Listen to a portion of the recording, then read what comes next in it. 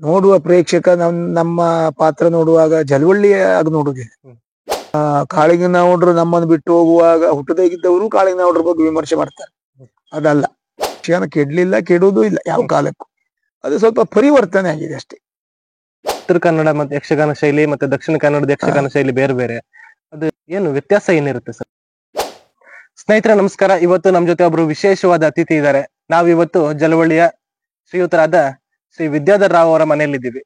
ಇವತ್ತು ಬನ್ನಿ ಅವ್ರ ಬಗ್ಗೆ ಮಾತಾಡಿಸಿ ಅವ್ರಿಗಿರೋ ಯಕ್ಷಗಾನದ ಮೇಲಿನ ಪ್ರೀತಿ ಹಾಗೂ ಅವರ ಜೀವನದ ಬಗ್ಗೆ ಕೆಲವೊಂದು ವಿಚಾರಗಳನ್ನ ಅವ್ರ ಬಾಯಲ್ಲೇ ಕೇಳಿ ತಿಳಿಯೋಣ. ಸರ್ ನಮಸ್ಕಾರ, ಕಾರ್ಯಕ್ರಮಕ್ಕೆ ಸ್ವಾಗತ. ನಮಸ್ಕಾರ. ತುಂಬಾ ಬಿಸಿ ಇದ್ರು ಕೂಡ ನಮ್ ಚಾನಲ್ಗೆ ಒಂದ್ ಸ್ವಲ್ಪ ಟೈಮ್ ಕೊಟ್ಟು ನಮ್ ಜೊತೆ ಮಾತಾಡೋದಕ್ಕೆ ಒಪ್ಕೊಂಡಿದ್ದಕ್ಕೆ ತುಂಬಾ ಹೃದಯದ ಧನ್ಯವಾದಗಳು. Thank you. ಹೇಗಿದ್ದೀರಾ ಸರ್? ಚೆನ್ನಾಗಿದ್ದೇನೆ. ಹೇಗೆ ನಡೀತಾ ಇದೆ ಜೀವನ? ತೊಂದರೆ ಇಲ್ಲ, ಸದ್ಯದಲ್ಲಿ ದೇವರೆಲ್ಲ ಕೊಟ್ಟಿದ್ದಾನೆ. ಕಲಾವಿದರು ಯಾವಾಗ್ಲೂ ಚೆನ್ನಾಗಿರ್ಬೇಕು ಅನ್ನೋದು ಪ್ರತಿಯೊಬ್ಬ ಕಲಾ ರಸಿಕರ ಒಂದು ಆಶೀರ್ವಾದ, ಹಾರೈಕೆ. ಹಾಗೆ ಈಗ ನಿಮ್ಮ ತಂದೆಯವರಿಂದ ಶುರು ಮಾಡುವ ಸರ್. ಈಗ ನಿಮ್ಮ ತಂದೆಯವರ ಮಧ್ಯೆ ಒಡನಾಟ ಹೇಗಿತ್ತು ಸರ್? ನಮ್ಗೆ ಒಳ್ಳೆ ಬಾಂಧವ್ಯ ಇತ್ತು. ಅವರು ಅಂದ್ರೆ ಯಕ್ಷಗಾನಕ್ಕೆ ಬರುವ ವಿಷಯದಲ್ಲಿ ಒಂದು ವಿರೋಧ ಇತ್ತು ಬಿಟ್ರೆ ಮತ್ತೆ ಬೇರೆ ಯಾವುದು ವಿರೋಧ ಇರಲಿಲ್ಲ. ಮತ್ತೆ ನಮ್ಮ ತಂದೆಯವರು ಯಕ್ಷಗಾನ ಕಲಾವಿದರಾಗಿ ದೊಡ್ಡ ಮಟ್ಟದ ಹೆಸರು ಮಾಡಿದ್ರು. ಅವರೊಬ್ರು ಸಾಮಾನ್ಯ ಮನುಷ್ಯರಾಗಿ ಬದುಕಿದವರು. ಮನೆಯಲ್ಲಿ ಇದ್ದಾಗಲ್ಲ ಬಹಳ ಕುಟುಂಬ ಪ್ರೇಮಿ. ಮಕ್ಕಳು, ಹೆಂಡತಿ, ಮೊಮ್ಮಕ್ಕಳು ತುಂಬಾ ಟೈಮ್ ಅವ್ರ ಜೊತೆಗೆ ಇರ್ಲಿಕ್ಕೆ ಪ್ರಯತ್ನ ಮಾಡ್ತಾ ಇದ್ರು. ಮನೆಯಲ್ಲಿದ್ರೆ ಅವರು ಶುದ್ಧ ಕೃಷಿಕ. ಕೊಟ್ಟಿಗೆ ಕೆಲಸ ಮಾಡೋದ್ರಿಂದ ಹಿಡಿದು ಎಲ್ಲ ಕೆಲಸ ಅವರೇ ಮಾಡೋದು. ಅಷ್ಟು ಪ್ರೀತಿ ಅವ್ರಿಗೆ, ತೋಟದ ಕೆಲಸ ಆಗಿರ್ಲಿ ಇದು.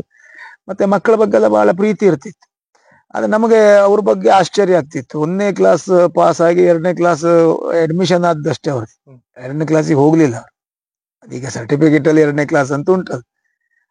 ಅಷ್ಟು ಕಮ್ಮಿ ಕಲ್ತುಕೊಂಡು ಅಷ್ಟು ದೊಡ್ಡ ಸಾಧನೆ, ಆ ರೀತಿ ಶುದ್ಧವಾದ ಭಾಷೆ, ನಮಗೆ ಆಗ್ಲೇ ಆಶ್ಚರ್ಯ ಆಗ್ತಿತ್ತು. ಅದು ಸಹಜವಾಗಿ ಅದ್ರ ಬಗ್ಗೆ ಕುತೂಹಲ ಮುಂದೆ ನಾನು ಯಾಕೆ ಹಾಗಾಗಬಾರ್ದು ಅನ್ನೋದ್ರ ಮೇಲೆ ಹೋಯ್ತು. ಆದ್ರೆ ತಂದೆಯವರು ಬಹಳ ವಿರೋಧ ಮಾಡ್ತಿದ್ರು, ಯಕ್ಷಗಾನಕ್ಕೊಂದು ಬೇಡ. ಅದು ಸಹಜವಾಗಿ ಒಂದು ವೃತ್ತಿಯಲ್ಲಿ ಇದ್ದವನಿಗೆ ಅದ್ರ ನೋವು ಕಷ್ಟ ಏನು ಅಂತ ಗೊತ್ತಿರ್ತದೆ. ತಾನು ಅನುಭವಿಸೋದು ಸಾಕು, ಮತ್ತೆ ನನ್ನ ಮಕ್ಕಳಿಗೆ ಬೇಡ, ಮಕ್ಕಳು ಸುಖವಾಗಿರ್ಲಿ ಅನ್ನೋ ಪ್ರಯತ್ನ. ಅವರು ನನ್ನ ಬಗ್ಗೆ ಹಾಗೆ ತಿಳ್ಕೊಂಡಿದ್ರು. ಅದಾಗ್ಲಿಲ್ಲ ನಮಗೆ. ಅದು ಯಕ್ಷಗಾನವೇ ತಂದೆಯವ್ರಿಗೆ ಗೊತ್ತಿಲ್ಲದೆ ಬಣ್ಣ. ನಾನು ತಂದೆಯವ್ರ ಮೇಳಕ್ಕೆ ಹೋಗ್ಬಾರ್ದು ಅಂತ ಹೇಳ್ತಾ ಇದ್ರು. ನಾನು 8th ಇರುವಾಗ ಸ್ವಲ್ಪ ಆರೋಗ್ಯ ಸಮಸ್ಯೆ ಆಗಿ ಮನೆಯಲ್ಲೇ ಇರ್ತಿದ್ದೆ. ಆಗ ನಾನು ಯಕ್ಷಗಾನ ಕಲ್ತ್ಕೊಂಡು ತಂದೆಯವ್ರಿಗೆ ಗೊತ್ತಿಲ್ಲದೆ ಗುಂಡುಬಾಳ ಮೇಳಕ್ಕೆ ಸೇರ್ಕೊಂಡೆ.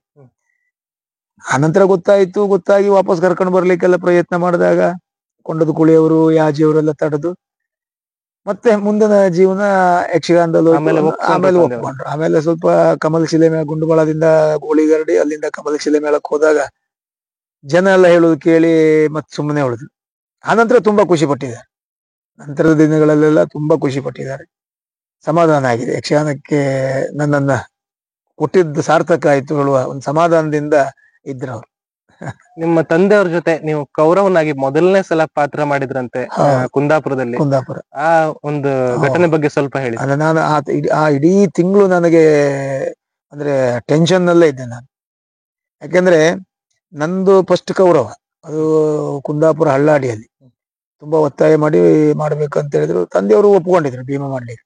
ಆದ್ರೆ ಅವರು ಚಿಟ್ಟಾಣಿಯವರು, ಗೋಡಿಯವರು, ಕೊಂಡದ ಕುಳಿಯವರು ಅಂತವ್ರ ಜೊತೆಗೆಲ್ಲ ಭೀಮ ಮಾಡಿ, ಮತ್ತೆ ಅವ್ರದ್ದು ತಂದೆಯವ್ರದ್ದು ಬಹಳ ಪ್ರಸಿದ್ಧ ವೇಷ ಗದಾ ಯುದ್ಧದ ಭೀಮ. ಅದೇನ್ ಮಾಡಿದ್ರು ನಾವೆಲ್ಲ ಅವ್ರ ಎದುರು ಕೌರವ ಮಾಡುದು ಅಂದ್ರೆ ಬಹಳ ಸಣ್ಣ ವಿಷಯ ಅಲ್ಲ ಅದು. ನಾನು ಸಂಘಟಕರಿಗೆ ಮೊದ್ಲೇ ಹೇಳಿದೆ, ಬೇಡ ಬೇರೆ ಯಾರಾದ್ರೂ ಮಾಡ್ಲಿ, ನಮ್ಮ ಪ್ರಾಯದವ್ರದ್ದೇ ಅರ್ಧವ್ರು ಮಾಡಿಸುವಂತ ಹೇಳಿದ್ರೆ ಅವ್ರು ಏನ್ ಮಾಡಿದ್ರು ಕೇಳಲಿಲ್ಲ. ಕೊನೆಗೆ ತಂದೆಯವರು ಒಪ್ಕೊಂಡ್ರು. ತುಂಬಾ ಭಯ ಪಟ್ಟಿದ್ದೆ, ತುಂಬಾ ಅಂದ್ರೆ ತುಂಬಾ. ನನ್ನ ಯಕ್ಷಗಾನ ಜೀವನದಲ್ಲಿ ನಾನು ಹೆದರಿದ್ದು ಎರಡು. ಒಂದು ತಂದೆಯವರು ಭೀಮನಿಗೆ ನನ್ನ ಕೌರವ ಮಾಡುವಾಗ, ಇನ್ನೊಂದು ಹರಿಶ್ಚಂದ್ರ ಪಾತ್ರ ಮಾಡುವಾಗ. ಆ ದಿವಸ ನಾನು ತಂದೆಯವರು ಭೀಮ ಅಂತ ಗೊತ್ತಾಯ್ತು. ರಂಗಸ್ಥಳಕ್ಕೆ ಹೋಗುವಾಗಲೂ ಹೆದರಿಕೆ, ಮನೆಯಿಂದ ಹೊರಡುವಾಗ್ಲೂ ನಾವು ಒಟ್ಟಿಗೆ ಹೋಗಿದ್ವಿ, ಆದ್ರೂ ಹೆದರಿಕೆ. ಮತ್ ನನ್ನ ತಂದೆಯವ್ರದ್ದು ಒಂದು ಗುಣ ಅಂದ್ರೆ, ಅವ್ರು ಯಾರಾದ್ರೂ ನನ್ನ ಬಗ್ಗೆ ಏನಾದ್ರು ಹೊಗಳಿದ್ರೆ, ನನ್ನ ವೇಷದ ಬಗ್ಗೆ ಚೆನ್ನಾಯ್ತು, ಚೆನ್ನಾಗಿ ಮಾಡಿದಾನೆ, ಒಳ್ಳೆ ಮಾಡಿದಾನೆ, ಹೀಗೇನಾದ್ರು ಹೇಳಿದ್ರೆ ಅವ್ರು ಅದನ್ನು ತೋರಿಸ್ಕೊಳ್ಳುವುದೇ ಇಲ್ಲ. ಮತ್ತೆ ಒಂದು ದಿವಸವೂ ಅವರು ಇರುವಲ್ಲೇವರೆಗೂ ಒಂದು ದಿವಸ ಅವರು ನನ್ನ ಎದುರು ನನ್ನನ್ನು ಹೊಗಳಿದ್ದೇ ಇಲ್ಲ. ಯಾವ ಕಾರಣಕ್ಕೂ ಹೊಗಳಲಿಲ್ಲ. ಚೆನ್ನಾಗಿ ಮಾಡಿದ್ದೀರಾ ಒಂದು ದಿವಸವೂ ಹೇಳಿ. ಮತ್ತು ಆಗ್ಬೇಕಿತ್ತು ಅಂತ ಹೇಳಿದ್ರು. ನನ್ನ ಮದುವೆ ಆದ್ಮೇಲೆ ನನ್ನ ಹೆಂಡತಿ ಹತ್ರ ಸಹಿತನು ಹಾಗೆ ಹೇಳ್ತಾ ಇರೋದು. ಒಂದು ದಿವಸವೂ ಹೇಳಲಿಲ್ಲ. ಆ ದಿವಸವೂ ಗದಾ ಯುದ್ಧ ಅಂತೂ ಹೇಗೆ ಒಂದು ಧೈರ್ಯ ಮಾಡಿ ಆಯ್ತು, ಜನ ಮೆಚ್ಚಿಕೊಂಡ್ರು. ಮನೆಗೆ ಬಂದ ಮೇಲೆ ನಾನು ಮಲಗಿದ್ದೆ. ನನ್ಗೆ ಸ್ವಲ್ಪ ಎಚ್ಚರ ಇತ್ತು, ಏನಾಗಿದೆಯೋ ಅಂತ. ಅವ್ರಿಗೆ ಒಂದು ಗುಣ ಇತ್ತು ತಂದೆಯವ್ರಿಗೆ. ಅವ್ರಿಗೆ ಏನಾದ್ರು ನನ್ನ ವೇಷ ಖುಷಿ ಆದ್ರೆ, ನನ್ನ ಬಗ್ಗೆ ಏನಾದ್ರು ಜನ ಹೇಳಿದ್ದು ಖುಷಿ ಆದ್ರೆ ಬಂದು ಅಮ್ಮನ ಹತ್ರ ಹೇಳ್ತಿದ್ರು, ಭಾಳ ಚಂದ ಮಾಡದ, ತುಂಬಾ ಜನ ಹೇಳಿದ್ರು, ಹೀಗೆಲ್ಲ ಹೇಳ್ತಿದ್ರು. ಅವ್ರು ನನಗೆ ನಿದ್ದೆ ಬಂದಿದೆ ಅಂತ ಅಮ್ಮನ ಹತ್ರ ಹೇಳ್ತಾ ಇದ್ರು. ನಾನು ಎಂತ ಮಾಡ್ಬಿಡ್ತಾನೆ ಏನೋ ಮಾಡಿದ್ದೆ ಕೌರವನೆಲ್ಲ ಮಾಡೋದು ಹುಡುಗಾಟಿಕೆ ಅಲ್ಲ, ಅದು ಬೇಡ ಆಗಿತ್ತು, ನನಗೂ ಇತ್ತು. ಆದ್ರೆ ಒಳ್ಳೆ ಮಾಡ್ದ, ಒಂದು ಚಿಟ್ಟಾಣಿಯವರ ಆ ಕಾಪಿ ಎಲ್ಲ ಮಾಡೋ ಚಂದ ಮಾಡ್ದ, ಎಲ್ಲೂ ತಪ್ಪಲಿಲ್ಲ, ಅಸಂಬದ್ಧ ಆಗ್ಲಿಲ್ಲ, ಖುಷಿ ಆಯ್ತು ಅಂತ ಅಮ್ಮನ ಹತ್ರ ಹೇಳ್ತಾ ಇದ್ರು. ನೀವು ಮಲಗಿದ್ದು ನಾನು ಎಚ್ಚರ ಮಲಗಿದ್ದೆ, ಇದ್ದ ನನಗೆ ಎಚ್ಚರ ಇತ್ತು, ನನಗೆ ನಿದ್ರೆ ಬರ್ಲಿಲ್ಲ, ಇನ್ನು ಎಂತ ಹೇಳ್ತಾರ ಅಂತ. ಕೊನೆಗೆ ಅಮ್ಮನ ಹತ್ರ ಅಲ್ಲಿಗೆ ಸಮಾಧಾನ ಆಯ್ತು. ಆಮೇಲೆ ಸಾಧಾರಣ ಎಲ್ಲರ ಈಗ ಚಾಲ್ತಿಯಲ್ಲಿರುವ ಎಲ್ಲಾ ಕಲಾವಿದರು, ಅದು ಭೀಮ ಕೌರವ ತುಂಬಾ ಆಗಿದೆ. ಅದ್ರ ಮೇಲೆ ಇಲ್ಲಿವರೆಗೆ ಇತಿಹಾಸ ಆಯ್ತು ಅದೀಗ. ನಾವು ಇದನ್ನೀಗ ಪ್ರತಿ ದಿವಸವೂ ಪ್ರತಿ ಪಾತ್ರ ಹೊಸದೇ ಆಗಿರ್ತದೆ. ಈಗ ನಾನು 100-200 ಕೌರವನ್ ಮಾಡಿದ್ದೇನೆ, ಮಾಗಧನ ಮಾಡಿದ್ದೇನೆ, ಕೀಚಕನ ಮಾಡಿದ್ದೇನೆ ಹೇಳಿದಲ್ಲಿ ಈಗ ಆ ಪಾತ್ರ ನನ್ನೊಳಗೆ ಆಗಿದೆ ಅಂತ ಅಲ್ಲ. ಪ್ರತಿ ದಿವಸವೂ ಹೊಸತನ್ನು ಕೊಡ್ಲಿಕ್ಕೆ ಸಾಧ್ಯ ಇದೆ, ಪ್ರತಿ ದಿವಸವೂ ಹೊಸ ಚಿಂತನೆ ಮಾಡ್ಲಿಕ್ಕೆ ಸಾಧ್ಯ ಇದೆ. ಹಾಗಾಗಿ ನನಗೆ ಪ್ರತಿ ಪಾತ್ರ ಮಾಡುವಾಗ್ಲೂ, ಪ್ರತಿ ದಿವಸ ಮಾಡಿದ್ದೇ ಪಾತ್ರ ಮಾಡುವುದಿದ್ರು ನನಗೊಂದು ಭಯ ಕಾಡ್ತಾ ಇರ್ತದೆ. ನಾನು ಮತ್ತೆ ಹೆಚ್ಚಿನ ಪಾತ್ರಗಳಿಗೆ ಹೇಳಿದ್ದನ್ನೇ ಹೇಳುವುದಿಲ್ಲ. ಈಗ ನಿನ್ನೆ ಹೇಳಿದ್ದನ್ನೇ ಇವತ್ತು ಹೇಳುವುದಿಲ್ಲ, ಇವತ್ತು ಹೇಳಿದ್ದನ್ನೇ ನಾಳೆ ಹೇಳುವುದಿಲ್ಲ. ಸ್ವಲ್ಪ ಆದ್ರೂ ಬದಲು ಮಾಡ್ತಾ ಇರ್ತೇನೆ. ಸಂಭಾಷಣೆ ಆಗಿರ್ಲಿ, ಕುಣಿತ ಆಗಿರ್ಲಿ, ಬದಲು ಮಾಡ್ತಾ ಇರ್ತೇನೆ. ಅದು ಯಕ್ಷಗಾನಕ್ಕೆ ಏನಾಗಿದೆ ಅಂದ್ರೆ, ತುಂಬಾ ಇತಿಹಾಸ ಮಾಡಿದ ಪಾತ್ರಗಳು ಅದೇ ಬಟ್ಟಿ ಇಳಿಸುವುದು, ಆ ಮೊದಲಿನ ಕಲಾವಿದರು ಏನ್ ಹೇಳ್ತಾ ಇದ್ರು ಅದೇ ಡೈಲಾಗ್ ಗಳನ್ನು ಹೇಳುವುದು, ಅದು ನೋಡಿದವರಿಗೂ ಸ್ವಲ್ಪ ಬೇಜಾರಾಗ್ತದೆ. ಕೇಳಿದ್ದೆ ಕೇಳುವುದು, ನೋಡಿದ್ದೆ ನೋಡುದು. ಹಾಗಾಗಿ ಆ ಪಾತ್ರದ ಬಗ್ಗೆ ಯಾರಿಗೆ ಭಯ ಇರ್ತದ, ಪಾತ್ರದ ಬಗ್ಗೆ ತಾನು ಗೆಲ್ಲಬೇಕು ಹೇಳುವ ಚಾಲೆಂಜ್ ಇರಬೇಕು, ಗೆಲ್ಲಬೇಕು ಹೇಳುವ ಭಯ ಇರಬೇಕು. ಆಗ ಸಹಜವಾಗಿ ಆ ಪಾತ್ರವನ್ನು ಗೆಲ್ಲಿಸಬಹುದು, ಗೆದ್ದು ಹೋಗ್ತದೆ ಅದು. ಈಗ ನಮ್ದು ಹೆಚ್ಚಿನ ಕಡೆ ಎಲ್ಲ ಹಾಗೆ ಆಗಿದೆ. ನನಗೆ ಮಾಡಿದವರೊಟ್ಟಿಗೆ ವೇಷ ಮಾಡುವುದಿದ್ರು ಒಂದು ಪಾತ್ರ ಮಾಡುವಾಗ ಒಂದು ರೀತಿ ಹೆದರಿಕೆ ಇರ್ತದೆ. ಈಗಲೂ ನನಗೆ ಯಾಜಿಯವರ, ಕೊಂಡದ ಕುಳಿಯವರ, ಹೀಗೆ ಆ ತೆಂಕಿನ ಕಲಾವಿದರು, ಅವರು, ಜಬ್ಬಾರ್ ಇವರೊಟ್ಟಿಗೆಲ್ಲ ವೇಷ ಮಾಡುವಾಗ ಬಹಳ ಪ್ರೀತಿಯಿಂದ ನೋಡ್ತಾರೆ ಎಲ್ಲರೂ, ಬಹಳ ಸಲುಗಿಯೂ ಉಂಟು. ಆದ್ರೂ ಅವ್ರ ಜೊತೆ ಪಾತ್ರ ಮಾಡುವಾಗ ಮಾತ್ರ ಹೆದರಿಕೆ ಹಾಗೆ ಆಗ್ತದೆ. ನಾನೊಂದು ಸ್ವಲ್ಪ ಆದ್ರೂ ಅದ್ರ ಬಗ್ಗೆ ತಯಾರಿ ಮಾಡ್ಕೊಳ್ತೀನಿ. ಹಳೆ ಕಲಾವಿದರ ವಿಡಿಯೋ ನೋಡೋದ ಅಥವಾ ಅವ್ರ ಸಂಭಾಷಣೆ ಬಗ್ಗೆ ಕೇಳ್ಕೊಳ್ಳೋದ, ಹೀಗೆಲ್ಲ ಅದನ್ನ ತಯಾರಿ ಮಾಡ್ಕೊಳ್ತೀನಿ. ಈಗ ಹೇಗೆ ಸರ್, ಈ ಉತ್ತರ ಕನ್ನಡ ಮತ್ತೆ ಯಕ್ಷಗಾನ ಶೈಲಿ ಮತ್ತೆ ದಕ್ಷಿಣ ಕನ್ನಡದ ಯಕ್ಷಗಾನ ಶೈಲಿ ಬೇರೆ ಬೇರೆ, ಅದು ಯಾವ ರೀತಿ ತಯಾರಿ, ಅದರಲ್ಲಿ ಏನು ವ್ಯತ್ಯಾಸ ಏನಿರುತ್ತೆ ಸರ್? ವ್ಯತ್ಯಾಸ ಅದು ಒಂದೊಂದು ತಿಟ್ಟು ಅಂತ ಮಾಡ್ಕೊಂಡಿದ್ದಾರೆ. ಈಗ ನಮ್ಮಲ್ಲಿ ಬಡಾ ಬಡಗು, ಈ ಬಡಾ ಬಡಗಲ್ಲಿಯೂ ಕರ್ಕಿ ಮಟ್ಟು ಬೇರೆ, ಕೆರೆಮನೆ ಮಟ್ಟು ಬೇರೆ, ಚಿಟ್ಟಾಣಿಯವ್ರ ಪರಂಪರೆ ಬೇರೆ, ಹೀಗ ಬೇರೆ ಬೇರೆ ಮಾಡ್ಕೊಂಡಿದ್ದಾರೆ. ನಮ್ಮ ಕುಂದಾಪುರ ಕಡೆ ಅಲ್ಲಿ ತಿಟ್ಟೆ ಬೇರೆ, ಅಲ್ಲಿ ಅದಕ್ಕೂ ಕ್ಷೇತ್ರೀಯವಾದಂತ ಒಂದು ಹೆಸರು ಕೊಟ್ಕೊಂಡಿದ್ದಾರೆ. ಮಠಪಾಡಿ ತಿಟ್ಟು ಬೇರೆ, ಅಲ್ಲಿ ವೀರಭದ್ರ ನಾಯಕ ನಾವೆಲ್ಲ ನೋಡ್ಲಿಲ್ಲ, ತುಂಬಾ ಮೊದಲು ಇದ್ರಂತೆ. ಅವ್ರ ಶೈಲಿ ಬೇರೆ, ಮತ್ತೆ ಉಳಿದ ಬೇರೆ ಬೇರೆ ಪ್ರಸಿದ್ಧ ಭಾಗವತರ ಶೈಲಿಗಳು ಬೇರೆ. ಟೋಟಲಿ ಆಗಿ ಯಕ್ಷಗಾನ ಒಂದೇ, ನಮ್ಮ ಬಡಗು ಎಲ್ಲ ಒಂದೇ. ಅದು ಕುಣಿತದಲ್ಲಿ, ವೇಷಗಾರಿಕೆಯಲ್ಲಿ, ಸಂಭಾಷಣೆಯಲ್ಲಿ ಸ್ವಲ್ಪ ವ್ಯತ್ಯಾಸ ಇದೆ. ನಾವಿಲ್ಲಿ ಅರ್ಜುನನಿಗೆ ಕಿರೀಟ ಕಟ್ತೇವೆ, ಹಚ್ಚು ಮೀಸೆ ಗಮ್ಮಿಂದ ಹಚ್ತೇವೆ. ಅವರು ಅರ್ಜುನಿಗೆ ಪಗಡೆ ಕಟ್ತಾರೆ, ಅದು ಕಟ್ಟು ಮೀಸೆ ಕಟ್ತಾರೆ, ಗಲ್ಲ ಬರೆದು ಕಟ್ಟು ಮೀಸೆ ಕಟ್ತಾರೆ. ವ್ಯತ್ಯಾಸ ಅಂದ್ರೆ ಅಷ್ಟೇ. ಕುಣಿತದಲ್ಲಿ ನಮ್ಮ ಕುಣಿತ ಸ್ವಲ್ಪ ಲಾಲಿತ್ಯವಾಗಿರ್ತದೆ, ಅವರು ಸ್ವಲ್ಪ ಗಾಂಭೀರ್ಯವಾಗಿರ್ತದೆ, ಶೈಲಿಗಳು ಬೇರೆ. ಅದು ಟೋಟಲಿ ಯಕ್ಷಗಾನದ ಸಾಹಿತ್ಯ, ಪದ್ಯಗಳು, ಅರ್ಥ ಎಲ್ಲ ಸಾಧಾರಣ ಹೆಚ್ಚಾಗಲ್ಲ ಅದೇ. ಈ ವೇಷ ಮಾಡಿಕೊಳ್ಳುವಲ್ಲಿ ಸ್ವಲ್ಪ ವ್ಯತ್ಯಾಸ ಅಷ್ಟೇ. ವೇಷ ಮತ್ತು ಭಾಷೆ, ಹೌದು, ಕುಣಿತ ಅಭಿನಯದಲ್ಲಿ. ನಮ್ಮ ಉತ್ತರ ಕನ್ನಡದ ಕಲಾವಿದರು ಕುಣಿತ ಮತ್ತು ಅಭಿನಯಕ್ಕೆ ಹೆಚ್ಚಿನ ಪ್ರಾಶಸ್ತ್ಯ ಕೊಡೋದು. ಅದು ಬಹುಶಃ ಕೆರೆಮನೆ ಶಿವರಾಮ ಹೆಗಡರು ತುಂಬಾ ಕೌರವ ಮಾಡ್ಕೊಂಡು ತುಂಬಾ ಅಭಿನಯ ಕುಣಿತ ಮಾಡ್ತಿದ್ರಂತೆ, ನಾವೆಲ್ಲ ನೋಡ್ಲಿಲ್ಲ. ಆನಂತರ ಚಿಟ್ಟಾಣಿ ಅವ್ರದ್ದೆಲ್ಲ ನೋಡಿದ್ದೇವೆ, ಚಿಟ್ಟಾಣಿಯವರು ಮಾಡ್ತಿದ್ರು. ಆ ಪರಂಪರೆ ನಮ್ಮಲ್ಲಿ ಮುಂದುವರೆದು ಬಂತು. ಈಗೀಗ ತಯಾರಾಗುವ ಕಲಾವಿದರಲ್ಲಿ ಅಭಿನಯ ಕುಣಿತವೇ ಜಾಸ್ತಿ, ಅಲ್ಲಿ ಕುಣಿತ ಅಭಿನಯ ಕಡಿಮೆ, ಎಲ್ಲ ಒಂದು ಮಿತಿಯಲ್ಲಿ. ಹಾಗೆ ಅಷ್ಟೇ ವ್ಯತ್ಯಾಸಗಳಿರೋದು. ಈಗ ನಿಮ್ಮ ತಂದೆಯವರ ಕಾಲದ ಯಕ್ಷಗಾನಕ್ಕೂ ಈಗಿನ ಪ್ರಸಕ್ತ ಶಾಲಿನ ಯಕ್ಷಗಾನಕ್ಕೂ ಏನ್ ಸರ್ ವ್ಯತ್ಯಾಸ? ತುಂಬಾ ವ್ಯತ್ಯಾಸ ಆಗಿದೆ. ಈಗ ಹಳೇ ಅಭಿಮಾನಿಗಳು, ಹಳೆ ಪ್ರೇಕ್ಷಕರು ಹೇಳುವ ಲೆಕ್ಕದಲ್ಲಿ ಆ ಯಕ್ಷಗಾನ ಈಗ ಇಲ್ಲ, ಸಹಜ ಅದು. ಆ ಯಕ್ಷಗಾನ ಇಲ್ಲದೆ ಇರುವುದು ಹೌದು. ಯಾಕೆಂದ್ರೆ ಬದಲಾವಣೆ, ಪ್ರಪಂಚವೇ ಬದಲಾವಣೆ ಆಗಿದೆ. ಈ ಮೊದ್ಲಿದ್ದಾಗ ಯಾವ್ದುಂಟು ಹೇಳಿ ಈಗ? ಯಾವ ಯಾವ ರಂಗಭೂಮಿಯೂ ಒಂದು 25 ವರ್ಷದ ಹಿಂದಿದ್ದ ರೀತಿಯಲ್ಲಿ ಈಗ ಇಲ್ಲ. ಎಲ್ಲಾ ರಂಗಭೂಮಿ ಬದಲಾಗಿದೆ. ಅದು ಯಕ್ಷಗಾನಕ್ಕೂ ಹೊರತಲ್ಲ. ಆಗ ಕಲಾವಿದರಿಗೆ ಶ್ರದ್ಧೆ ಇತ್ತು, ಹಳೆ ಕಲಾವಿದರಿಗೆ, ನಮ್ಮ ತಂದೆಯವರ ಕಾಲದ ಅದಕ್ಕೂ ಹಿಂದಿನ ಕಲಾವಿದರಿಗೆ ಕಲೆ ಮೇಲೆ ಶ್ರದ್ಧೆ ಇತ್ತು, ತಾವು ಮಾಡುವ ಪಾತ್ರದ ಮೇಲೆ ಶ್ರದ್ಧೆ ಇತ್ತು, ಅಲ್ಲೊಂದು ಭಕ್ತಿ ವಾತಾವರಣ ಇತ್ತು. ಮತ್ತೆ ಹಣಕ್ಕಾಗಿ, ಹಳೆ ಕಲಾವಿದರೆಲ್ಲ ಹಣಕ್ಕಾಗಿ ಅವರು ತಮ್ಮನ್ನು ತಾವು ಯಕ್ಷಗಾನಕ್ಕೆ ತೊಡಗಿಸ್ಕೊಳ್ಳಿಲ್ಲ. ಹಾಗೆಲ್ಲ ಸಂಬಳ ಎಷ್ಟು? ತುಂಬಾ ಕಡಿಮೆ. ನಮ್ಮ ತಂದೆಯವರೆಲ್ಲ ಹೇಳಿದ್ದೆಲ್ಲ ಕೇಳಿದ್ರೆ ಯೋಚನೆ ಮಾಡ್ಲಿಕ್ಕೂ ಸಾಧ್ಯ ಆಗುದಿಲ್ಲ. ಅಷ್ಟು ಕಡಿಮೆ ಸಂಬಳದಲ್ಲಿ ಯಕ್ಷಗಾನಕ್ಕಾಗಿ ಸರ್ವಸಮರ್ಪಣೆ ಮಾಡ್ಕೊಂಡವ್ರು. ಈಗೆಲ್ಲ ನಾವು ನೋಡಿ, ನಿನ್ನೆ ಉಡುಪಿ ಆಟ, ಇವತ್ತು ಸಿದ್ದಾಪುರ ಆಟ, ರಾತ್ರಿ 2 ಗಂಟೆಗೆ ಮನೆಗೆ ಬಂದು ಮಲಗಿಬಿಡ್ತೇವೆ. ಸ್ವಂತ ಕಾರ್ ಇದೆ, ಡ್ರೈವರ್ನ ಹಾಕೊಳ್ತೇವೆ.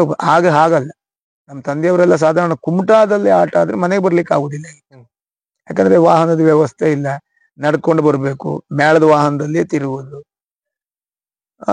ಮನೆಗೆ ಬಂದು ಹೋಗುದಿದ್ರೆ ನಿದ್ದೆ ಆಗುದಿಲ್ಲ. ಎಲ್ಲೋ ತಿಂಗಳಿಗೆ 2 ತಿಂಗಳಿಗೆ ಒಂದ್ಸರಿ ಮನೆಗೆ ಬರುದು. ಈಗ ಪ್ರತಿಯೊಬ್ಬ ಕಲಾವಿದನು ಪ್ರತಿ ದಿವಸವೂ ಮನೆಗೆ ಬರ್ತಾನೆ. ಆದ್ರೆ ಆ ಕಲೆ ಮೇಲೆ ಆ ಶ್ರದ್ಧೆ ಇಲ್ಲ ಈಗಿನ ಕಲಾವಿದರಲ್ಲಿ. ಪಾತ್ರದ ಮೇಲೆ ಭಕ್ತಿ ಇಲ್ಲ, ಒಂದು ಭಯ ಇಲ್ಲ.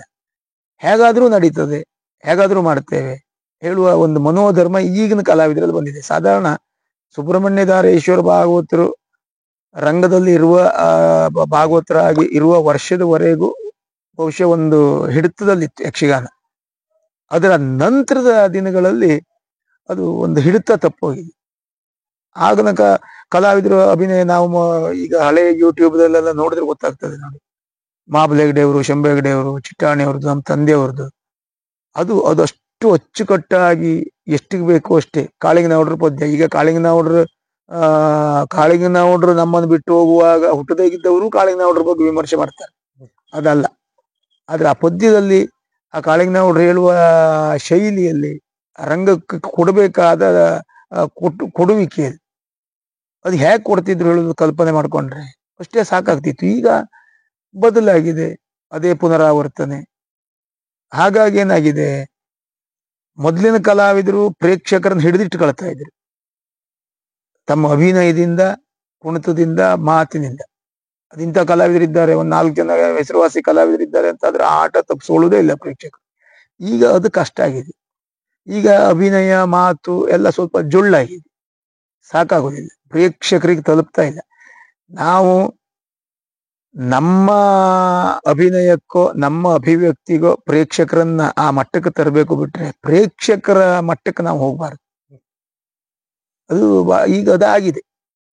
ಪ್ರೇಕ್ಷಕರನ್ನ ಅದಕ್ಕೆ ಕಾರಣ ಬಹುಶಃ ಹೊಸ ಪ್ರಸಂಗಗಳ ಹಾವಳಿಯೂ ಇರಬಹುದು. ಹೊಸ ಪ್ರಸಂಗಗಳ ಹಾವಳಿಯಿಂದ ಸಿನಿಮಾ ಹಾಡುಗಳು, ಸಿನಿಮಾ ಡೈಲಾಗ್ಗಳು ಅದನ್ನು ಕೊಡದೆ ಅಲ್ಲ ನಾವು ಮಾಡಿದ್ದೇವೆ. ನಾವು ಹೊಸ ಪ್ರಸಂಗದಲ್ಲಿ ಸಿನಿಮಾ ಡೈಲಾಗು, ಸಿನಿಮಾ ಹಾಡಿಗೆಲ್ಲ ಕುಣಿತ, ಮಾತು ಎಲ್ಲ ಮಾಡಿದ್ದೇವೆ. ಆದ್ರೆ ಅದು ಅನಿವಾರ್ಯ. ನಮಗೆ ಯಕ್ಷಗಾನವೇ ಬದುಕಾದ್ರಿಂದ ನಾವು ಬದುಕಬೇಕು. ಆದ್ರೆ ಟೆಂಟ್ ಮೇಳವೂ ಬದುಕಬೇಕು, ಮೇಳದ ಯಜಮಾನರು ಬದುಕಬೇಕು. ಅದಕ್ಕೆ ನಾವು ಒಗ್ಗುವುದು ಅನಿವಾರ್ಯ. ನಮ್ಮ ಮನಸ್ಥಿತಿ ಒಗ್ತದೋ ಇಲ್ಲವೋ ಪ್ರಶ್ನೆ ಬೇರೆ. ಟೋಟಲಿ ಪ್ರೇಕ್ಷಕರು ಅದನ್ನೇ ಬೆಂಬಲಿಸಿದರು. ಯಾವ ಹೊಸ ಪ್ರಸಂಗ ಬರ್ಲಿ, ಸಿನಿಮಾ ಕತೆ ಬರ್ಲಿ, ಏನೇ ಬರ್ಲಿ, ಎಲ್ಲಾ ಬಂತು ಯಕ್ಷಗಾನದಲ್ಲಿ. ಅದನ್ನೆಲ್ಲ ಪ್ರೇಕ್ಷಕರು ಸ್ವೀಕಾರ ಮಾಡಿದ್ರು. ಅದರಿಂದ ಏನಾಗಿದೆ ಕೇಳಿದ್ರೆ, ಮೂಲ ಸತ್ವ, ಯಕ್ಷಗಾನದ ಮೂಲ ಸತ್ವ ಏನಿತ್ತು ಅದು ಹಾಳಾಗಿದೆ. ಹಳೆ ಕಲಾವಿದರು ಅದನ್ನು ಮಾಡಿದ್ರು. ನಮಗೆ ಈಗ ಬೇಜಾರಿರೋದೇ, ಆ ಹಳೆ ಕಲಾವಿದರು ಕಷ್ಟಪಟ್ಟು ಮನೆ ಹೆಂಡತಿ, ಮಕ್ಕಳು, ಸಂಸಾರ, ಸಂತೋಷ, ನೆಮ್ಮದಿ ಎಲ್ಲಾ ಬಲಿಗೊಟ್ಟು ಯಕ್ಷಗಾನಕ್ಕಾಗಿ ಸಮರ್ಪಣೆ ಮಾಡ್ಕೊಂಡವ್ರು, ಯಕ್ಷಗಾನಕ್ಕಾಗಿಯೇ ದುಡಿದವ್ರು. ಎಷ್ಟು ಸಿಗ್ತದೆ ಹೇಳೋದ್ರ ಮೇಲೆ ದುಡಿದವ್ರಲ್ಲ. ಈಗ ನಾವಲ್ಲೇ ಅಂತ ಕೇಳಿದ್ರೆ, ಆಟಕ್ಕೆ ಕೇಳಿದ ಕೂಡಲೇ ನಮಗೆ ಎಷ್ಟು ಸಿಗ್ತದೆ ಹೇಳ್ಕೊಂಡು ಆಟಕ್ಕೆ ಹೋಗೋದು. ಹಳೆ ಕಲಾವಿದ್ರು ಹಾಗಲ್ಲ ಇತ್ತು. ಆಟ ಸಿಗ್ತದೆ, ಆಟ ಒಳ್ಳೇದ್ ಮಾಡ್ಬೇಕು ಅಂತಲೇ ಹೋಗುದು, ಹಣದ ಆಮೇಲೆ. ಈಗ ಹಣ ಮೊದ್ಲು ಹಳೆ ಕಲಾವಿದ್ರು ಕಲೆಗಾಗಿ ಹೋಗ್ತಾ ಇದ್ರು. ಈಗ ಹಣಕ್ಕಾಗಿ ಕಲಾವಿದರು ಹೋರಾಟ ಮಾಡೋದು, ನನ್ನ ಸಹಿತ. ನಾವು ಈಗ ಆಟ ಕೇಳಿದ ಕೂಡಲೇ ಪೇಮೆಂಟೇ ಮೊದ್ಲು ಮಾತಾಡೋದು. ಆಟ ಒಳ್ಳೇದು ಮಾಡೋದ್ರ ಬಗ್ಗೆ ಆಟದ ದಿವಸವೂ ಯೋಚನೆ ಮಾಡೋದಿಲ್ಲ. ನಮ್ಗೆ ಎಷ್ಟು ಕೊಡ್ತೀರಿ, ನಾವು ಕಾರಲ್ಲಿ ಬರ್ತೇವೆ, ಇದನ್ನೇ ಹೇಳುದು.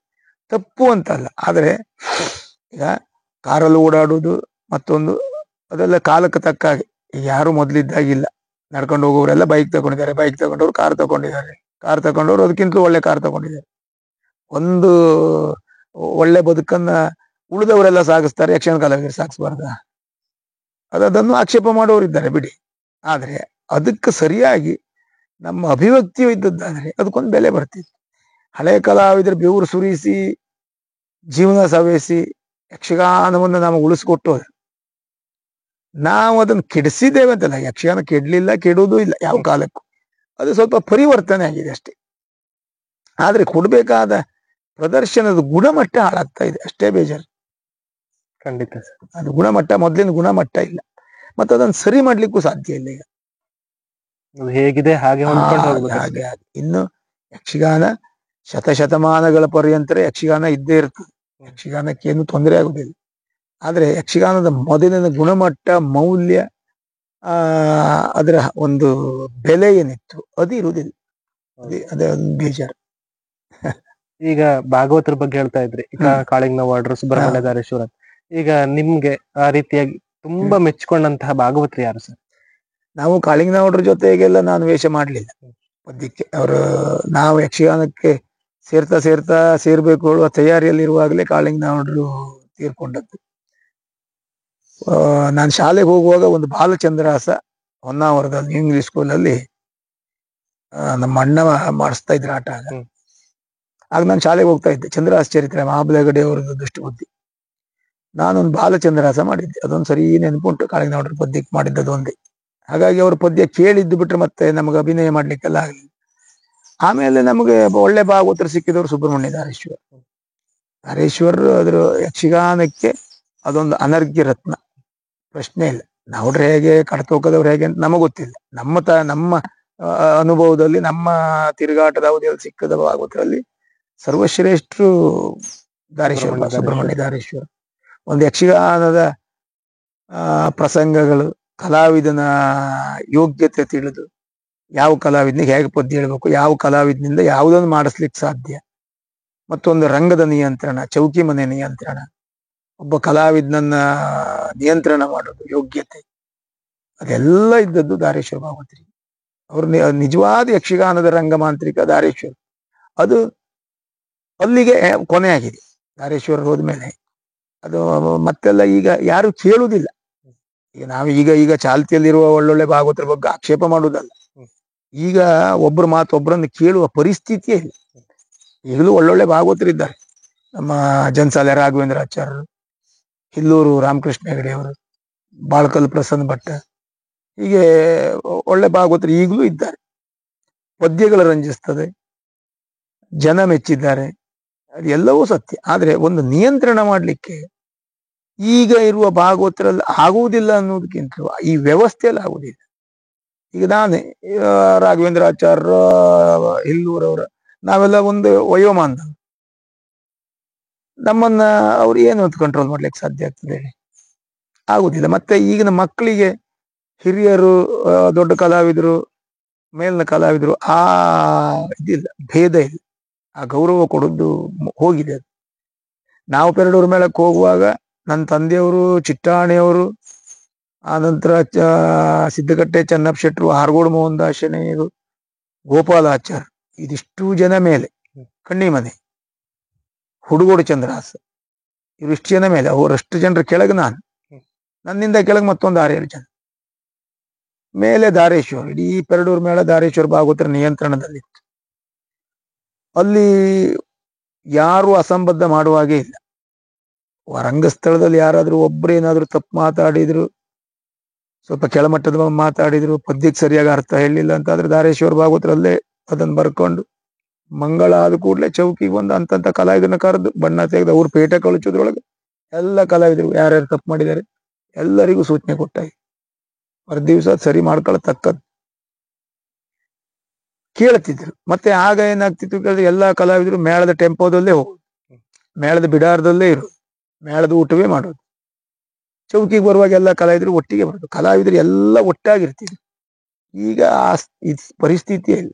ನನ್ನಷ್ಟಕ್ಕೆ ನಾನು ನನ್ನ ಕಾರಲ್ಲಿ ಹೋದೆ, ಮತ್ತೊಬ್ಬ ಅವನ ಕಾರಲ್ಲಿ ಬಂದ, ಅವನ ವೇಷಕ್ಕೆ ಸರಿಯಾಗಿ ಬಂದ. ಹಾಗಾಗಿ ಏನಾಗಿದೆ, ಆಟದಷ್ಟು ಹೊತ್ತು ಮಾತ್ರ ಕಲಾವಿದರು ಒಟ್ಟಿಗೆ ಇರೋದು, ಮತ್ತೆ ಕಲಾವಿದರು ಸಿಗುದಿಲ್ಲ. ಇವತ್ತೊಂದು ಕಡೆ ಆಟ ಆದ್ರೆ ಇವತ್ತಿನ ಪ್ರಸಂಗ ಏನಾಯ್ತು, ಏನು ಹೆಚ್ಚು ಕಡಿಮೆ ಆಯ್ತು, ಏನ್ ಸರಿ ಆಗ್ಬೇಕು, ವಿಮರ್ಶೆ ಮಾಡ್ಲಿಕ್ಕೆ ಯಾರು ಸಿಗುದಿಲ್ಲ. ಎಲ್ಲ ಅವ್ರವ್ರ ತಾಪತ್ರ ಇದೆ. ಅದು ಪರಿಸ್ಥಿತಿ, ಕಾಲದ ಪರಿಸ್ಥಿತಿ ಇರ್ಬೋದು, ಅವ್ರವ್ರ ಹೊಣೆಗಾರಿಕೆ ಇರ್ಬೋದು, ಮತ್ತೆ ದೇವ್ರು ಕೊಟ್ಟ ಅನುಕೂಲವೂ ಅದಕ್ಕೆ ಪೂರಕ ಆಯ್ತು. ಹಾಗಾಗಿ ನಿಯಂತ್ರಣ ಇತ್ತು. ದಾರೇಶ್ವರರ ಮಟ್ಟಿಗೆ ಮತ್ತೆ ನನ್ನ ಮಟ್ಟಿಗೆ ದಾರೇಶ್ವರರ ಕೊಡುಗೆ ತುಂಬಾ ಉಂಟು. ನಾನು ಕಮಲ್ಶಿಲೆ ಮೇಳ, ಬಯಲಾಟದ ಮೇಳದಲ್ಲಿದ್ದ ಪೆರಡೂರು ಮೇಳಕ್ಕೆ ಹೋದ್ಮೇಲೆ ನನಗೆ ಬೇಕಾದ ರೀತಿ ಅವಕಾಶ ಕೊಟ್ಟಿದ್ದಾರೆ, ಮತ್ತೆ ತುಂಬಾ ತಿದ್ದಿದ್ದಾರೆ. ಪೆರಡೂರು ಮೇಳಕ್ಕೆ ಹೋದಾಗ್ಲೆಲ್ಲ ನಮ್ದು ಕುಣಿತ, ಮಾತು, ಅಭಿನಯ ಏನೂ ಸಾಕಾಗ್ತಾ ಇರಲಿಲ್ಲ. ಆದ್ರೆ ಕೊನೆಗೆ ಅವರು ನನಗೆ ಬೇಕಾದ್ರೆ, ನನಗೆ ಯಾವ ವೇಷ ಸೂಟ್ ಆಗ್ತದೆ ಅಂಥದ್ದೇ ವೇಷ ಹಾಕಿ ಮಾಡಿ. ನಮ್ಮಲ್ಲಿ ಪೆರಡೂರು ಮೇಳದಲ್ಲಿ ದಾರೇಶ್ವರ ಒಟ್ಟಿಗೆ ತಿರುಗಾಟ ಮಾಡಿದ ನನ್ನ ತಲೆಮಾರಿನ ಹೆಚ್ಚಿನ ಕಲಾವಿದರೆಲ್ಲರಿಗೂ ದಾರೇಶ್ವರರ ಅನುಗ್ರಹ ಖಂಡಿತ ಉಂಟದು. ಸಮರ್ಥವಾಗೋದ್ರೆ ಅವರೇ. ಮತ್ತೆ ಈಗ ಚಲಾವಣೆಯಲ್ಲಿ ಬಿಡಿ, ಅವ್ರ ನಂತರದಲ್ಲಿ ಇದ್ದವರು ಒಳ್ಳೆ ಭಾಗವತರ ಇದ್ದಾರೆ. ಈಗ ನಾನು ಹೇಳಿದ್ದಾರೆ ಇವರೆಲ್ಲ ಹೌದು. ಮತ್ತೆ ಬಯಲಾಟದ ಮೇಳದಲ್ಲೂ ಒಳ್ಳೊಳ್ಳೆ ಪ್ರತಿಭಾನ್ವಿತರಿದ್ದಾರೆ, ತಪ್ಪು ಅಂತಲ್ಲ.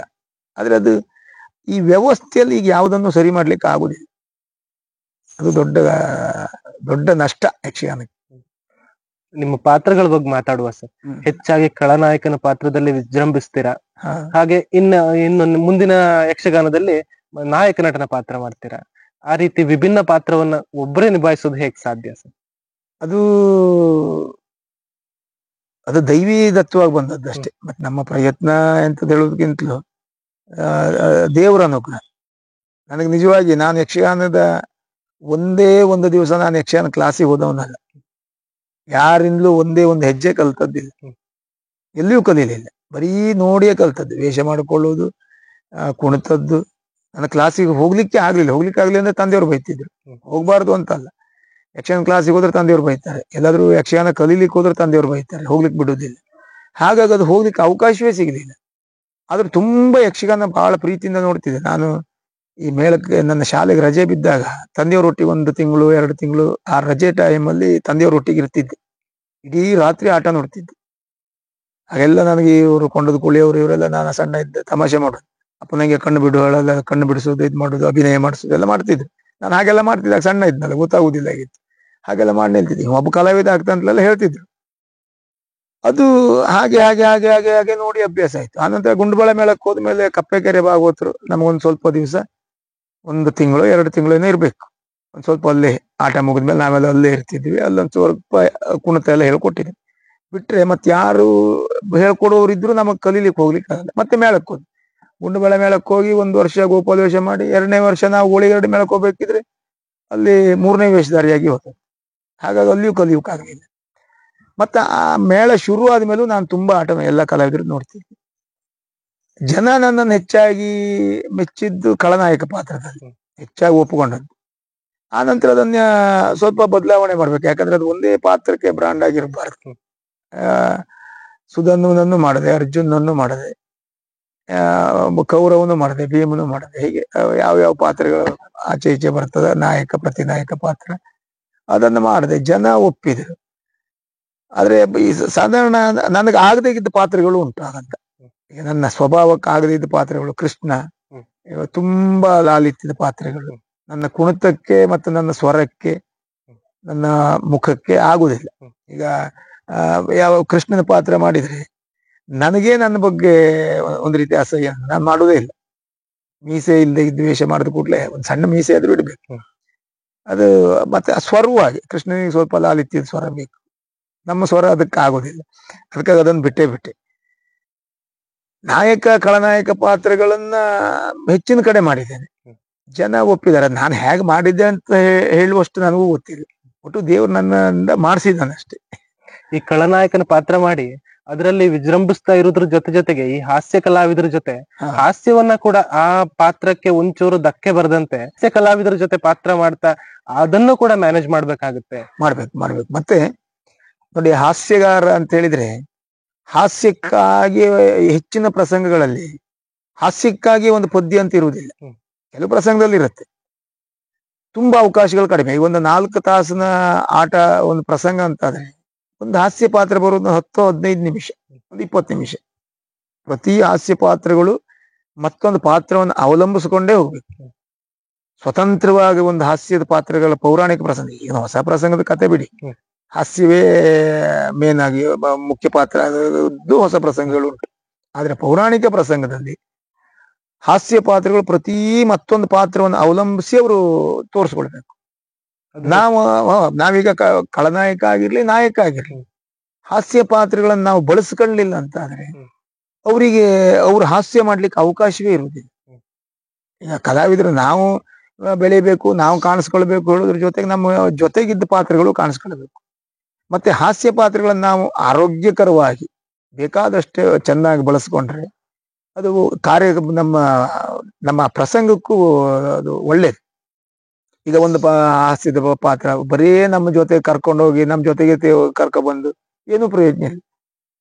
ಅವ್ರಿಗೆ ಮಾತಾಡ್ಲಿಕ್ಕೆ ನಾವು ಅವಕಾಶ ಕೊಟ್ಟು ಆ ಹಾಸ್ಯ ಪ್ರೇಕ್ಷಕರಿಗೆ ಮುಟ್ಟುವಾಗ ಮಾಡಿ ನಾವು ಇವರಿಗೆ ಸ್ಪಂದಿಸಿದ್ರೆ ಹಾಸ್ಯ ತುಂಬಾ ಚೆನ್ನಾಗಾಗ್ತದೆ. ಈಗ ನಮ್ಮ ಮೂರೂರು ರಮೇಶ್ ಭಂಡಾರಿ ಅವರು, ಹಳ್ಳಾಡಿ ಅವರು ನನ್ನ ಜೊತೆ ಪಾತ್ರ ಮಾಡ್ಲಿಕ್ಕೆ ತುಂಬಾ ಖುಷಿ ಪಡ್ತಾರೆ. ರಮೇಶ್ ಭಂಡಾರ್ ಬಹಳ ಖುಷಿ ಪಡ್ತಾರೆ ಹಾಸ್ಯವನ್ನು. ನಮ್ಮ ಕಾಸರಗೋಡು ಶ್ರೀಧರ್ ಭಟ್ರು ಹಾಸ್ಯಕ್ಕೆ ಒಳ್ಳೆ ಅವಕಾಶ ಕೊಡೋದು. ಹಾಸ್ಯ ಒಂದು ತೀರ್ಥಹಳ್ಳಿ ಗೋಪಾಲಾಚಾರ್ಯ ಹಾಸ್ಯವನ್ನು ಬಳಸ್ಕೊಳ್ಳಿಕ್ಕೆ ಹೇಗೆ ಬಳಸ್ಕೊಳ್ಬೇಕು ಹಾಗೆ ಬಳಸ್ಕೊಳ್ತಾರೆ, ತುಂಬಾ ಅವಕಾಶ ಕೊಡ್ತಾರೆ. ನಾನು ತುಂಬಾ ಅವಕಾಶ ಕೊಡ್ತೇನೆ. ನಾನು ಹಾಸ್ಯಗಾರ ನನ್ನ ಜೊತೆಗೆ ಇರುವ ಪಾತ್ರಗಳನ್ನ ಅವ್ರ ಮಾತುಗಳನ್ನು ಬೆಳೆಸ್ಕೊಂಡು ಹೋಗ್ತೇನೆ. ನಾವು ಹಾಗೆ ಮಾಡಿದಾಗ ಮಾತ್ರ ಒಟ್ಟಾರೆ ಪ್ರದರ್ಶನ ಒಳ್ಳೇದಾಗ್ಲಿಕ್ಕೆ ಹಾಸ್ಯಕ್ಕೊಂದು ಅವಕಾಶ ಕೊಡ್ಲಿಕ್ಕೆ ಸಾಧ್ಯ. ಅಲ್ಲದೆ ಇದ್ರೆ ಹಾಸ್ಯಗಾರರಿಗೆ ಅವಕಾಶವೇ ಇರುವುದಿಲ್ಲ. ಅವ್ರು ನಮ್ಮೊಟ್ಟಿಗೆ ಬರ್ಬೇಕು, ನಮ್ಮೊಟ್ಟಿಗೆ ಹೋಗ್ಬೇಕು ಅಷ್ಟೇ. ಎಲ್ಲ ಸ್ವಾಭಾವಿಕವಾಗಿ ಬರುವಂತ ಎಂತದ್ದು ಇರುವುದಿಲ್ಲ. ಮತ್ತಲ್ಲಿ ಸಂದರ್ಭ, ಪ್ರಸಂಗದ ಆಶಯ, ಉದ್ದೇಶ, ಅದರ ಔಚಿತ್ಯ ಇದಿಷ್ಟು ತಿಳ್ಕೊಂಡ್ರೆ ಹಾಸ್ಯಕ್ಕೆ ಬೇಕಾದಷ್ಟು ಅವಕಾಶ ಕೊಡ್ಬೋದು. ಹಾಸ್ಯವು ತೀರಾ ಅತಿ ಆಗ್ಬಾರ್ದು. ಈಗ ಎಂತ ಆಗಿದೆ, ಈ ಹೊಸ ಪ್ರಸಂಗಗಳ ಹಾವಳಿಯಲ್ಲಿ ನಾಯಕ ಪಾತ್ರದ ಜೊತೆಗೆ ಅಥವಾ ಖಳನಾಯಕ ಪಾತ್ರದ ಜೊತೆಗೆ ಹಾಸ್ಯ ಇದ್ರೆ ಹಾಸ್ಯವೇ ವಿಜೃಂಭಿಸುತ್ತೆ. ಹಾಸ್ಯ ಪಾತ್ರಕ್ಕೆ ಪದ್ಯಗಳು ಹೆಚ್ಚು, ಅವಕಾಶಗಳು ಹೆಚ್ಚು. ಅದೇನಾಗಿದೆ, ಈ ಅವರು ನಾಯಕನೋ ಪ್ರತಿನಾಯಕನೋ ಒಟ್ಟಿಗೆ ಹಾಸ್ಯದ ಪಾತ್ರ ಹೋಗೋದು. ಇತ್ತೀಚೆಗೆ ಹಾಗಾಗ್ತಾ ಇರ್ಲಿಲ್ಲ. ಹಾಸ್ಯಗಾರನೊಟ್ಟಿಗೆ ಇವರೆಲ್ಲ ಹೋಗುದಾಗೋದು. ಈಗ ಸಮಯ ಹಾಗಾಗಿದೆ. ಜನ ಕೂಡ ಅದನ್ನೇ ಬಯಸಿದ್ರು ಜನ. ಆಗೊಮ್ಮೆ ಒಂದು 10 ವರ್ಷ ಬಯಸಿದ್ರು. ಈಗ ಜನ ಮತ್ತು ವಾಪಸ್ ಹಾಸ್ಯ ಹೆಚ್ಚಾಗ್ತಾ ಉಂಟು. ಹಾಸ್ಯವನ್ನ ಜನರೇ ತಿರಸ್ಕಾರ ಮಾಡ್ತಾ ಇದ್ದಾರೆ. ಪ್ರೇಕ್ಷಕರು ತುಂಬಾ ಬುದ್ಧಿವಂತರು, ಪ್ರೇಕ್ಷಕರು ಬಹಳ ಪ್ರಬುದ್ಧರಿದ್ದಾರೆ. ಈಗ ಎಲ್ಲೋ ಅಲ್ಲಿ ಇಲ್ಲಿ ಕಲಾವಿದನ ಅಭಿಮಾನಿಗಳು, ಕಲಾವಿದನ ಅಂಧ ಅಭಿಮಾನಿಗಳು ಒಂದಿಷ್ಟು ಜನ ಇದ್ದಾರೆ. ಅವರು ಈಗ ನನ್ನ ಅಭಿಮಾನಿಗಳು, ನನ್ನನ್ನೇ ಹೊಗಳುವುದು. ನಾ ಏನ್ ಮಾಡಿದ್ರು ಚಂದ, ನಾ ಏನ್ ಮಾತಾಡಿದ್ರು ಚಂದ. ಮತ್ತೆ ನನ್ನ ಬಗ್ಗೆ ಹೆಚ್ಚಿನ ಪ್ರಚಾರ ಕೊಡೋದು. ಈಗ ಉಳಿದವ್ರ ಸುದ್ದಿ ಬೇಡ, ನಂದೇ ಹೇಳ್ಕೊಳ್ತೇನೆ. ನನ್ನ ಬಗ್ಗೆ ಹೇಳುದು. ನನ್ನ ತಪ್ಪನ್ನು ಹೇಳುವುದೇ ಇಲ್ಲ. ನಾ ಸರಿ ಮಾಡದೇ ಇದ್ದದ್ದನ್ನು ಸೂಚನೆ ಕೊಡುವುದೇ ಇಲ್ಲ. ನಾನು ಏನೇ ಮಾಡ್ಲಿ, ನನ್ನ ಎದುರು ಪಾತ್ರಧಾರಿ ಎಷ್ಟೇ ಒಳ್ಳೇದು ಮಾಡಿದ್ರು ಅವ ಹೇಳುದು ನಂದೇ ಜಲವಳ್ಳಿ ಇದೆ ಒಳ್ಳೇದಾಗಿದೆ ಅಂತ. ಅದು ಅಂಧಾಭಿಮಾನ, ಹುಚ್ಚ ಅಭಿಮಾನ. ಅದು ತಪ್ಪು ಮಾಡದವ, ನನ್ನ ಅಭಿಮಾನಿ ಆದವ ಏನ್ ಮಾಡ್ಬೇಕು, ನಂದು ತಪ್ಪಾಗಿರ್ಲಿ, ನನ್ನ ಎದುರು ಪಾತ್ರಧಾರಿ ತಪ್ಪಾಗಿರ್ಲಿ, ತಪ್ಪನ್ನೇ ಹೇಳ್ಬೇಕು. ಅದು ಮಾಡ್ತಾ ಇಲ್ಲ. ಹಾಗಾಗಿ ಆದ್ರೆ ಈಗಿನ ಪ್ರೇಕ್ಷಕರು ಯಾವುದನ್ನು ಸಹಿಸುವುದಿಲ್ಲ. ಯಾವುದು ಅತಿಯಾದ್ರೂ ಅದನ್ನ ಕಂಟ್ರೋಲ್ ಮಾಡ್ತಾರೆ. ಹಾಗಾಗಿ ಒಂದು ಸಮಾಧಾನ. ಯಾಕಂದ್ರೆ ಎಲ್ಲ ಪ್ರೇಕ್ಷಕರಿಗೂ ಮತ್ತೆ ಈ ಪ್ರಪಂಚವೇ ತುಂಬಾ ಸ್ಪೀಡ್ ಅಲ್ಲ ಈಗ. ಯಾವುದು ನಿಧಾನ ಇಲ್ಲ. ಕಥೆಯಲ್ಲೂ ಅಷ್ಟೇ. ಮೊದ್ಲೆಲ್ಲ ಒಂದು ಮಾರುತಿ ಪ್ರತಾಪ ಅಂತ ಒಂದು ಪ್ರಸಂಗ, ಇಡೀ ರಾತ್ರಿಗೆ ಮಾರುತಿ ಪ್ರತಾಪ ಒಂದೇ ಆಡ್ತಿದ್ರಂತ. ಜನ ಸಹಿಸ್ತಿದ್ರು, ಜನ ಕೂತ್ಕೊಳ್ತಿದ್ರು. ಆ ಇಡೀ ಪ್ರಸಂಗವನ್ನು ಇಡೀ ರಾತ್ರಿ ನೋಡ್ತಿದ್ರು, ಒಂದೇ ಪ್ರಸಂಗವನ್ನು. ಈಗ ಮಾರುತಿ ಪ್ರತಾಪದಂತ 3 ಪ್ರಸಂಗ 4 ಪ್ರಸಂಗ ಒಂದು ರಾತ್ರಿ ಕೊಡ್ಬೇಕು. ಅಷ್ಟು ಫಾಸ್ಟ್ ಆಗಿ ಹೋಗ್ಬೇಕು. ಸ್ವಲ್ಪ ಎಲ್ಲಾದ್ರೂ ಆಟ, ಹೆಚ್ಚು ಕುಣದ, ಹೆಚ್ಚು ಮಾತಾಡದ, ಹೆಚ್ಚು ಯಾವ್ದು ಹೆಚ್ಚಾದ್ರೂ ಪ್ರೇಕ್ಷಕರು ಎದ್ದು ಬಿಡ್ತಾರೆ. ಹಾಗಾಗಿ ಅದು ಒಂದರಷ್ಟಿಂದ ಒಳ್ಳೇದು, ಇನ್ನೊಂದರಷ್ಟಿಂದ ಕಲಾವಿದರಿಗೆ ತುಂಬಾ ಕಷ್ಟ. ಅದು ಕಲಾವಿದರಿಗೆ ತುಂಬಾ ನಷ್ಟವೂ. ಕೊಡ್ಬೇಕಾದ ರೀತಿಯಲ್ಲಿ ಕೊಡ್ಲಿಕ್ಕೆ ಆಗುದಿಲ್ಲ. ಒಟ್ಟಾರೆ ಮುಗಿಸಿ ಬರ್ಬೋದು. ಈಗ 5 ತಾಸಿಗೆ 6 ತಾಸಿಗೆ ಆಗುವಂತದ್ದು ಒಂದು ಕತೆ 2 ತಾಸಿಗೆ ಮುಗಿಸ್ಬೇಕು ಅಂದ್ರೆ 4 ತಾಸನ್ನ ಕಟ್ ಮಾಡ್ಬೇಕು. ಹೇಗ್ ಮಾಡ್ತೀರಿ? ಕಟ್ ಮಾಡೋದ್ರ ಜೊತೆಗೆ ಯಕ್ಷಗಾನದಲ್ಲಿ ಕೊಡ್ಬೇಕಾದ ಈಗ ಒಂದು ಪಾತ್ರ, ಅದರ ಆಶಯ ಏನು, ಒಂದು ಪಾತ್ರದ ಉದ್ದೇಶ ಎಂತದ್ದು. ಈಗ ನೋಡುವ ಪ್ರೇಕ್ಷಕ ನಮ್ಮ ಪಾತ್ರ ನೋಡುವಾಗ ಜಲವಳ್ಳಿಯಾಗಿ ನೋಡುದಿಲ್ಲ, ಒಳಗೆ ಚೌಕಿಗೆ ಬಂದ್ಮೇಲೆ ಜಲವಳ್ಳಿಯಾಗಿ ನೋಡಿದ್ರು. ರಂಗಸ್ಥಳದಲ್ಲಿ ನಮ್ಮನ್ನು ನೋಡುವಾಗ ಜಲವಳ್ಳಿಯಾಗಿ ನೋಡುದಿಲ್ಲ, ನಾವು ಮಾಡಿದ ಪಾತ್ರವಾಗಿ ನೋಡ್ತೇವೆ. ನಾವು ಅಷ್ಟೊತ್ತಿಗೆ ನಾವು ದೇವೇಂದ್ರ ಆದ್ರೆ ದೇವೇಂದ್ರನಾಗೆ ನೋಡ್ತಾರೆ, ಮಾಗದಾದ್ರೆ ಮಾಗದನಾಗೆ ನೋಡ್ತಾರೆ. ಆಗ ಆ ಪಾತ್ರವನ್ನು ನಾವು ಅವ್ರ ಹಾಗೆ ನೋಡುವಾಗ ನಾವು ಅದನ್ನು ಸರಿಯಾಗಿ ಕೊಡ್ಬೇಕು ಅಂದ್ರೆ ಒಂದ್ ಸ್ವಲ್ಪ ಟೈಮ್ ಬೇಕಿತ್ತು. ಈಗ ಟೈಮೇ ಇಲ್ಲ. ಹೋಗುದು, ಬಡ ಬಡ ಬಡ ಬಡ ಮುಗಿಸುದು, ಒಂದಿಷ್ಟು ಕುಣಿಯೋದು, ಎರಡು ಮಾತಾಡುದು, ಬಂದ್ಬಿಡುದು. ಅದ್ರ ಎಲ್ಲ ವೇಗ. ಈಗ ಕೆಲವು ಕಲಾವಿದ್ರು ಯಕ್ಷಗಾನ ಮಾಡ್ತಾ ಇದ್ದಾಗ, ಈಗ ಮಾರುತಿ ಪ್ರತಾಪದಲ್ಲಿ ಮಾರುತಿ ಹನುಮಂತನ ವೇಷಧಾರಿ ಅಥವಾ ಈ ಭಸ್ಮಾಸುರ ಅಂತ ಪಾತ್ರವನ್ನು ಮಾಡಿದಾಗ ಅವರಿಗೆ ಅಷ್ಟು ಇನ್ವಾಲ್ವ್ ಆಗ್ತಿದ್ರು ಅಂದ್ರೆ ಮೈ ಮೇಲೆ ಆಕರ್ಷಣೆ ಆಗುವಷ್ಟು ಇನ್ವಾಲ್ವ್ ಆಗ್ತಾ ಇದ್ರಂತೆ. ಈಗ ಆತರ ಯಾವ್ದಾದ್ರು ಘಟನೆಗಳು ನಡೆಯುತ್ತಾ? ಅದು ಮೊದ್ಲು ಆಗ್ತಾ ಇತ್ತು ಅನ್ನೋದು ನಾನು ಕೇಳಿದ್ದೇನೆ, ಆದ್ರೆ ನನಗೆ ಅದ್ರ ಮೇಲೆ ನಂಬಿಕೆ ಇಲ್ಲ ಆಗ್ತದೆ ಹೇಳೋದ್ರ ಬಗ್ಗೆ. ಈಗ ಕೆಲವು ಮನುಷ್ಯನ ದೌರ್ಬಲ್ಯ. ಈಗ ನಾವು ಯಾವುದೋ ಒಂದು ಭೀಕರ ಸನ್ನಿವೇಶ ನೋಡ್ತಾ ಇದ್ದಾಗ ನಮ್ಮ ಮೈ ಬಿಚ್ಚೋದು, ಅಥವಾ ಒಂದು ಆಕರ್ಷಣೀಯವಾದ ದೃಶ್ಯ ನೋಡಿದಾಗ ನಮಗೊಂದು ರೀತಿ ಮೈಯೆಲ್ಲ ಏನೋ ಆದಾಗ, ಅದೆಲ್ಲ ಸ್ವಾಭಾವಿಕ ಒಂದು ಕ್ರಿಯೆ. ಬಿಟ್ರೆ ದೇವರೇ ನಮ್ಮ ಮೈ ಮೇಲೆ ಬರುದು ಅದೆಲ್ಲ ಏನು ಆ ಪಾತ್ರ ಮಾಡಿದವರಿಗೆ ಗೊತ್ತು.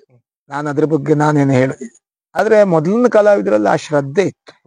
ಈಗ ಒಂದು ದೇವಿ ಪಾತ್ರ ಮಾಡುವವರು ಆ ದಿವಸ ಯಾವುದೇ ಈ ಮಾಂಸಾಹಾರದ ತಿನ್ನದೆ ಬಹಳ ಮಡಿವಂತಿಕೆಯಿಂದ ಬೊಂಡ ಫಲಹಾರ ಅಷ್ಟೇ ಸೇವನೆ ಮಾಡ್ಕೊಂಡು ಪಾತ್ರ ಮಾಡ್ತಿದ್ರಂತೆ. ನನ್ನ ತಂದೆಯವರು ಶನಿ ಪಾತ್ರ ಮಾಡುವಾಗ ಹಾಗೆ ಮಾಡ್ತಿದ್ರು. ಅಷ್ಟೂ ಶ್ರದ್ಧೆ, ಅಷ್ಟು ಭಕ್ತಿಯಿಂದ ಆ ದಿವಸಕ್ಕೆ ಏನು ಇದು ಮಾಡದೆ ಮಾಡ್ತಿದ್ರಂತೆ. ಅಂದ್ರೆ ಆಗ ಹಾಗಿತ್ತು ವಾತಾವರಣ. ಈಗ ಅದೆಲ್ಲ ಇಲ್ಲ ಬಿಡಿ. ಈಗ ಅಂತ ಘಟನೆಗಳ ಅಲ್ಲಿ ಇಲ್ಲಿ ಎಲ್ಲ ಒಂದೆರಡು ನಡೆದದ್ದೆಲ್ಲ ಉಂಟು. ಆವಾಹನೆ ಆಗಿದೆ, ಜನಗೆ ಹಿಡ್ಕೊಂಡದ್ದು ಅದೆಲ್ಲ ಉಂಟು. ಅದು ಎಷ್ಟು ಸತ್ಯವೋ ಎಷ್ಟು ಸುಳ್ಳ ನಾವು ಮಾತಾಡಿದ್ರೆ ಸರಿಯಾಗುದಿಲ್ಲ. ಆದ್ರಿಂದ ಇರ್ಬೋದು ಏನು ಅಷ್ಟೇ. ನಾವು ಹೇಳಿದ್ರೆ ಅದು ಬಾಲಿಶ ಹೋಗ್ಬೋದು. ಅದರಲ್ಲೂ ಈ ಮೀಡಿಯಾದಲ್ಲೆಲ್ಲ ಕೆಲವು ಮಾತು ಹೇಳುವುದೇ ತುಂಬಾ ಅಪಾಯ. ಕರ್ನಾಟಕದಲ್ಲಿ ಕನ್ನಡವನ್ನ ಪ್ರತಿನಿಧಿಸುವ ಒಂದೇ ಒಂದು ಕಲೆ, ಬರೀ ಕನ್ನಡ ಮಾತ್ರ ಮಾತಾಡುವ ಒಂದೇ ಕಲೆ ಅಂದ್ರೆ ಯಕ್ಷಗಾನ. ಮತ್ತೆ ಬೇರೆ ಯಾವ ಕಲೆ ಉಂಟು? ಖಂಡಿತ ಅದರಲ್ಲೂ ಆಶ್ಚರ್ಯ ಉಂಟು.